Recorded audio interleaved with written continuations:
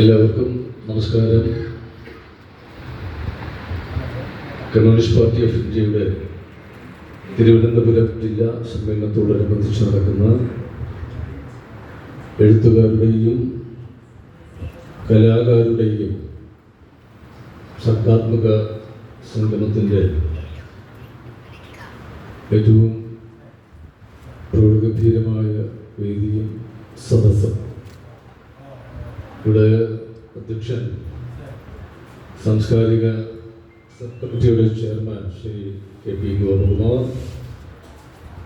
സ്വാഗതം ആശംസിച്ച Shri AM rice,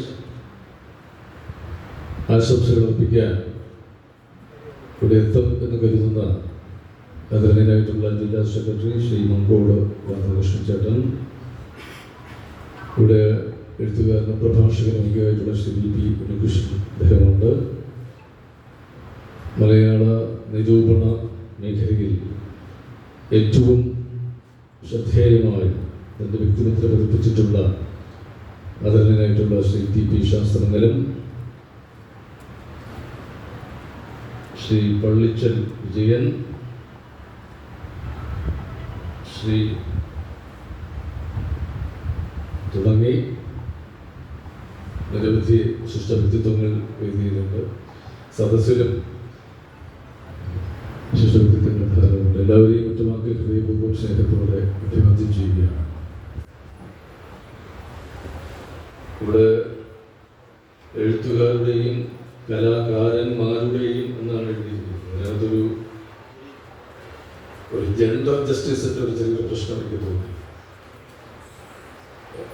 കലാകാരന്മാർ അത് സ്ത്രീകളെയും പുരുഷന്മാരെയും ആ കൂട്ടത്തിൽ, അതാണ് ഞാൻ തുടക്കത്തിൽ കലാകാര ഒരു വാക്ക് പറഞ്ഞത് എത്രത്തോളം യോജിക്കുമെന്ന് TP ശാസ്ത്രജ്ഞ സാറിന്റെ രീതിയിലുള്ള അദ്ദേഹം പറയട്ടെ. എങ്കിലും നമ്മൾ ഈ ലിംഗനീതിയെക്കുറിച്ച്, ജെൻഡർ ഇക്വാലിറ്റിയെക്കുറിച്ചൊക്കെ സംസാരിക്കുന്ന ഒരു കാലത്ത് സ്ത്രീയും പുരുഷനും തുല്യത എന്ന് നമ്മൾ പറയുമ്പോൾ ഈ ഒരു അത്തരം പ്രയോഗങ്ങൾ അത് ഒഴിവാക്കാൻ പറ്റുന്ന ഒരു പദം നമുക്ക് കണ്ടുപിടിക്കേണ്ടിയിരിക്കുന്നു. ഇപ്പോൾ നമ്മുടെ ചലച്ചിത്ര അക്കാദമിയുടെ ചെയർമാൻ താൽക്കാലിക ചുമതലയിരിക്കുകയാണ്. അതിപ്പോൾ ചെയർപേഴ്സൺ എന്നാക്കിയിട്ടുണ്ട്. എല്ലാ ചെയർമാന്മാരും ചെയർപേഴ്സൺ ആയി മാറിക്കൊണ്ടിരിക്കുകയാണ്.